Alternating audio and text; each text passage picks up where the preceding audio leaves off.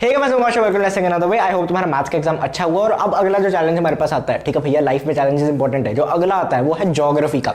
भैया यार ज्योग्राफी तो मुझे काफी बोरिंग लगती है। हिस्ट्री फिर आपने पढ़ा दी, ठीक थी, लेकिन ज्योग्राफी तो इस वीडियो में हम सब कवर करेंगे कि अगले जो 3 दिन है, ठीक है 2.5 से 3 दिन जो भी, इनमें तुम कैसे अच्छे से ये जो सब्जेक्ट है इसको कवर कर सकते हो, ताकि तुम 80 और 80 या फिर अच्छे खासे नंबर ले आओ, तुम्हारी प्रिपरेशन पूरी हो जाए। साल भर पढ़ा नहीं पढ़ा जो भी है, अब क्या कर सकते हैं, बट अब कुछ अच्छा हो जाए। तो भैया क्या कर सकते हैं, सबसे पहले तो ज्योग्राफी की बात करें।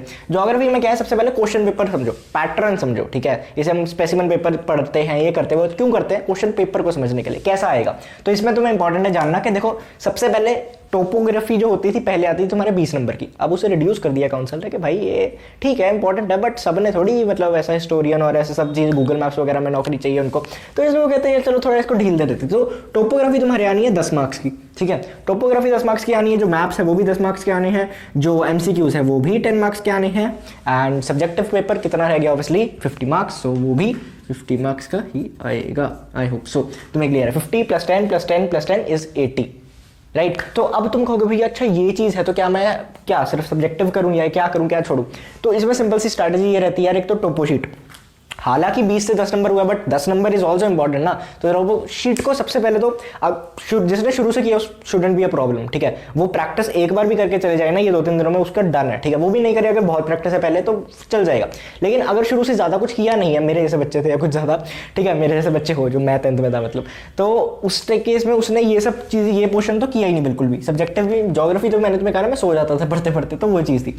तो टोपो शीट में क्या करना है, टोपो शीट में सबसे पहले तो तुम्हें किसी यूट्यूब पर ये वो सब छोड़ दो, सबसे पहले तो अपनी बुक खोल लो, उसमें जो तुम्हारी वो लिखी है ना कि अच्छा ये सिंबल इस चीज़ के लिए, ये सिंबल इस चीज़ के लिए, इसको 2-3 बार देखो अच्छे से, दिन में ना 2-3 बार देखो, उसको बना के देखते रहो, बना के देखते रहो। तुम कहोगे भैया 3 तो देना, 3 दिन में 3-3 बार देखो। कैसे देखो, अगर बिल्कुल नहीं किया मैं तो बोल रहा हूँ, तो सुबह देखा अच्छा ये चीज़ें, ये चीज़ें, ये चीज़ें, उसके बाद पेज बंद किया, ठीक है, मतलब बुक बंद करी, जो याद है, जो सिंबल्स याद है वो बना दिए विद के अच्छा ये पोस्ट ऑफिस है, ये टेंपल है, ये तुम्हारा ब्रोकन ग्राउंड है, कुछ भी ऐसे आ रहे हैं, ठीक है, बहुत होते हैं, तो वो बना दिए जितने याद आए। फिर उसके बाद खोल ली, चेक किया, ठीक है, जो और इंपॉर्टेंट तुम्हें लगे कि ये मैंने भूल गया तो वो वहाँ पे लिख दिए, ठीक है। 1 दिन का हो गया, ये मैक्सिमम 20 मिनट लगेंगे तुम्हें, ठीक है।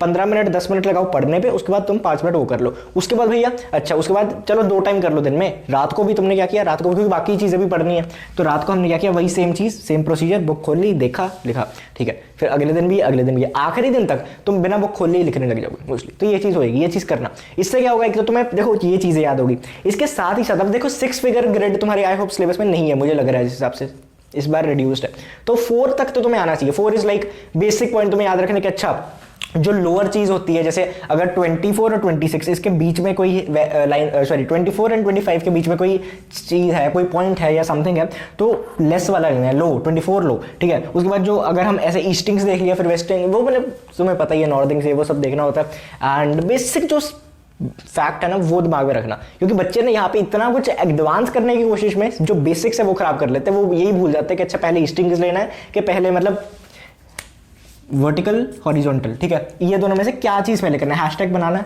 कैसे बनाते हो ये तुम्हें पता होना चाहिए। और भी बेसिक चीज़ें जो तुम्हें पता होनी चाहिए, बट मेन यही होता है, ठीक है। अच्छा तुम्हें देखना आना चाहिए ये जो क्वेश्चन है इसको इंटरप्रेट कैसे करना है। कई बार ना ये सबसे ज़्यादा गलती जो तुम्हारी क्लास में बच्चे करेंगे, मैं सबसे कह रहा हूँ मैक्सिमम ये गलती करेंगे, तुम्हें डायरेक्शंस ही नहीं पता होंगी। भैया डायरेक्शंस हमें तो पता है, वहां पे जाके ना भूल जाओगे, ठीक है। नॉर्थ साउथ ईस्ट वेस्ट, मैं तो इंडिया के मैप से याद कर लेता हूँ। अच्छा ऊपर नॉर्थ में ये सब स्टेट्स है, नीचे साउथ में ये है, ईस्ट में जो 7 सिस्टर्स वगैरह हम वो सब पढ़ते हैं, और इधर वेस्ट है। बच्चे कंफ्यूज होते हैं अच्छा वेस्ट बंगाल में वेस्ट है, नहीं वेस्ट बंगाल में वेस्ट नहीं है, वो तो ईस्ट बंगाल और वेस्ट बंगाल वो अलग चीज़ है, ठीक है। लेकिन तुम्हें ये चीज़ बेसिक प्लॉट पता लगना है। और अगर तुम्हें किसी ने कहा कि अच्छा डायरेक्शन बताओ इस पॉइंट की, ठीक है, तो तुम बताओगे, पर जिस पॉइंट के रेफरेंस लेके क्या है वो ध्यान रखना।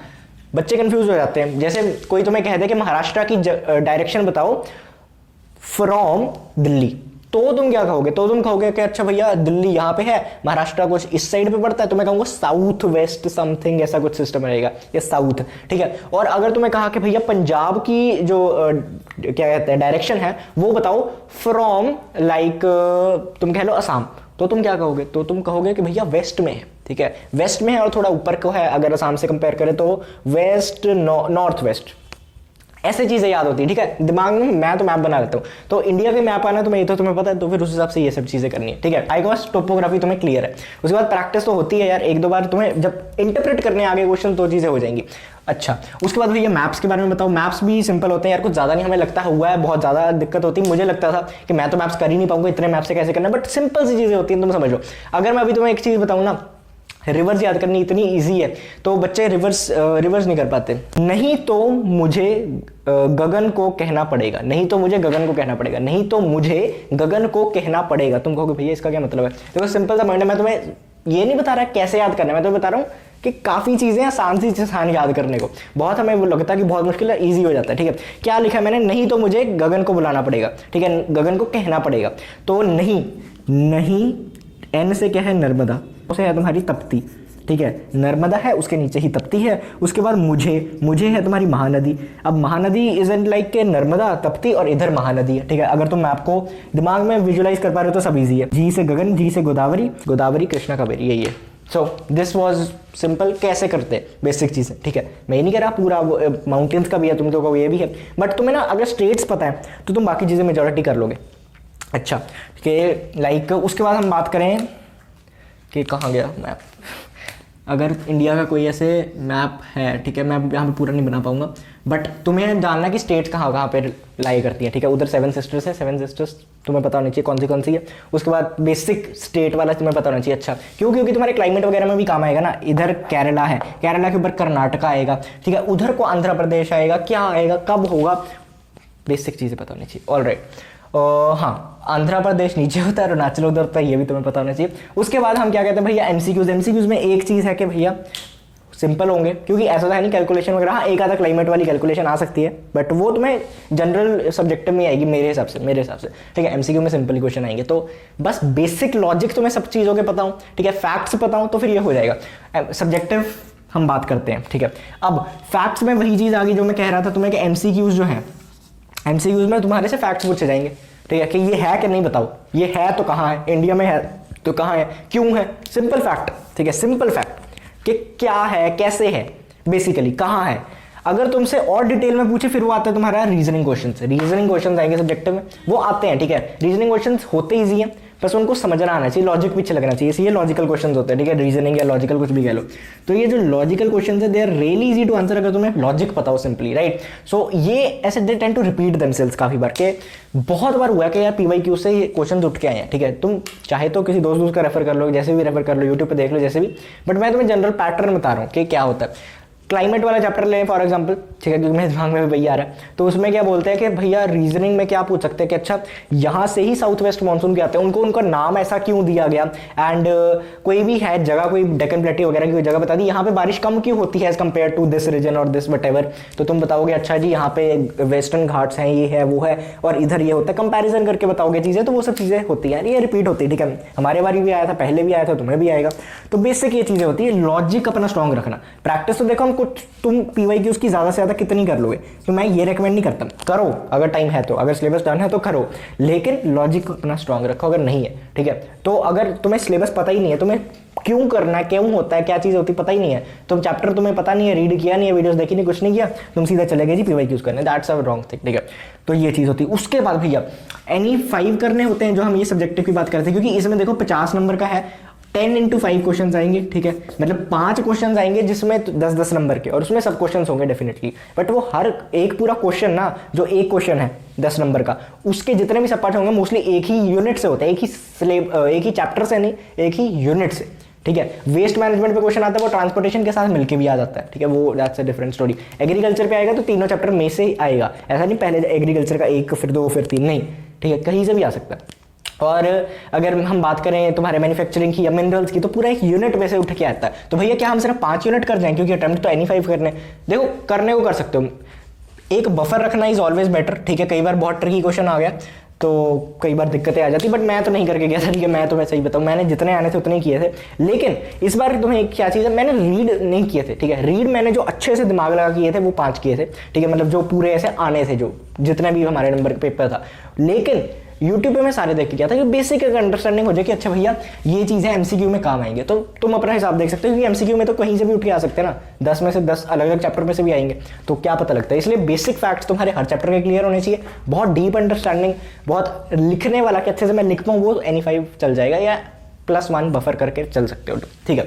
उसके बाद भैया अब एक इसमें ना मैं बहुत इंपॉर्टेंट चीज़ में, जो कि मैं बाकी सब्जेक्ट्स में इतनी नहीं बोलता, लेकिन SST में स्पेशली हिस्ट्री एंड ज्योग्राफी एक बहुत इंपॉर्टेंट होती है प्रेजेंटेशन टिप्स, ठीक है। प्रेजेंटेशन कैसे करें भैया, प्रेजेंटेशन में क्या है, उसमें क्या है, इसमें हमने कुछ फूल थोड़ी बनाने, कुछ ऐसा डायग्राम्स थोड़ी बनानी। हाँ, डायग्राम्स तो नहीं बनानी होती, मैप वगैरह में तुम कर लोगे।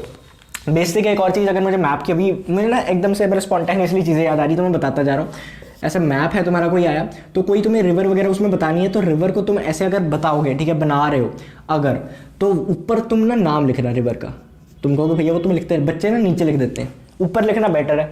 और अगर जगह नहीं है, ठीक है, यहाँ पे कोई पॉइंट है या कोई रिवर भी है, इनफैक्ट कुछ भी है, तो जगह नहीं है तो ऐसे एरो डाल देना, वहाँ पे नीचे लिख देना रिवर वटेवर, ठीक है, रिवर / माउंटेन जो भी है। बेसिकली ये 2-3 पॉइंट होते हैं जो तुम्हें ध्यान में रखने होते हैं, ठीक है। रिवर को तो ब्लू से कर दोगे तो बेटर है, स्केच पेन वगैरह, स्केच पेन नहीं मतलब ऐसे कलर्ड पेंसिल ये वो कुछ लेके जाओगे तो कोई दिक्कत नहीं है, ठीक है, वो अच्छा ही लगता है बेसिकली। तो ये चीज़ रहती है, रिवर और माउंटेन ऐसे तुम कर सकते हो, लेकिन बस ये होता है कि एरो उस साइड पे हो। ऑब्वियसली तुम जहाँ पे लिख रहे हो उस साइड पे एरो नहीं चाहिए, तुम वो पॉइंट की तरफ एरो पॉइंट करो और सी में बना दो, कोई दिक्कत नहीं है, ठीक है। बस जगह सही हो तो ऑब्वियसली नंबर मिल जाएंगे तुम्हें। ये सब चीज़ें होती है। प्रेजेंटेशन भैया ये तो आपने मैप की बता दी, ठीक है। टोपोग्राफी वैसे जनरली इजी आती है अगर तुम्हें निकालनी आती है तो। प्रेजेंटेशन, अगर क्वेश्चंस जो सब्जेक्टिव की बात करें, इसमें जो प्रेजेंटेशन है ये कैसे करनी है, इसमें तो यार तुम्हारा जो भी पेपर है ना, ठीक है, अगर तुम्हें आंसर यहाँ से तुम स्टार्ट कर रहे हो आंसर 1, तो क्या करना है भैया, हमें क्या करना है। वैसे तो इसकी पतली पतली लाइनें होती हैं, हमें क्या लिखना चाहिए, खुला लिखना, ठीक है। मैं ऐसे काफ़ी करता था, काफ़ी ऐसा टाइट रखता था, बट एग्जाम के पॉइंट ऑफ व्यू से ज्योग्राफी में तुम्हारी प्रेजेंटेशन मैटर करेगी, ठीक है, क्योंकि ऐसा नहीं है कि खत्म नहीं होगा। अगर तुम्हें ये 2 चीज़ें आती है तो तुम बहुत जल्द मतलब सही टाइम पे खत्म कर लोगे, विद बफर टाइम रिवीजन के लिए तो खत्म कर सकते हो तुम, ठीक है, if you know the subject. तो इसमें क्या है ना, खुला लिखना है थोड़ा, ऐसा नहीं कि बहुत ऐसे कैलियोग्राफी में पूरा ऐसे लिख रहे, बट जनरली स्पीड बनाते भी खुला लिखना, ठीक है। तो भैया इतना खुला कि गंदा लिखना नहीं, सुंदर दिखना इज द मेन थिंग, ठीक है। अब लिख रहे हो तो क्या करना है, मेजॉरिटी क्वेश्चन को पॉइंटर में आंसर करना, ठीक है।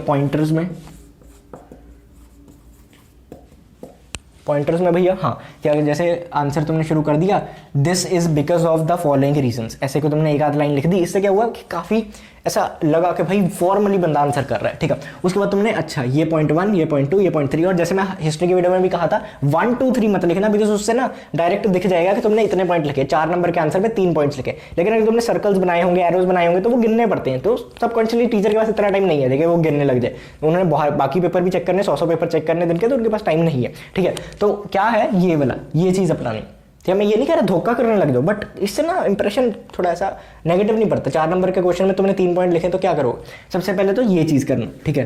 वहाँ पे क्या करना है, हमने पॉइंटर्स में लिखना है, और पॉइंटर्स में ऐसा नहीं कि बस 2-3 वर्ड लिख दिए, एक लाइन लिख दी, एक्सप्लेन कर सकते हो यार। पॉइंटर्स का मतलब ये थोड़ी होता है कि अच्छा एक लाइन लिख दी, अगला पॉइंट 3 पॉइंट, 3 नंबर के आंसर में तुम्हें 3 लाइनों के नंबर तो मिलेंगे नहीं, इसको एक्सप्लेन कर सकते हो तुम आगे, ठीक है। ऐसे 2-3 लाइनें, फिर अगला पॉइंटर, फिर 2-3 लाइनें, फिर अगला पॉइंटर, 2-3 लाइनें, क्योंकि लग जाता है जनरली चीज़ एक्सप्लेन करने में। अब भैया ये चीज़ हम करें कैसे, ये चीज़ हम करें तो करें कैसे। अब देखो कोई भी चीज़ है ना, अगर तुम्हें आती है, तुम्हें 1-2 पॉइंट अगर याद है, तो भैया अगर 4 नंबर का क्वेश्चन है तो क्या करें, सबसे तकड़े पॉइंट्स अपने स्टार्टिंग में लिख दो, फर्स्ट पॉइंट, फिर सेकंड पॉइंट, बढ़िया से बढ़िया, मतलब ऐसे लगे कि हाँ इसको तो सब आता है।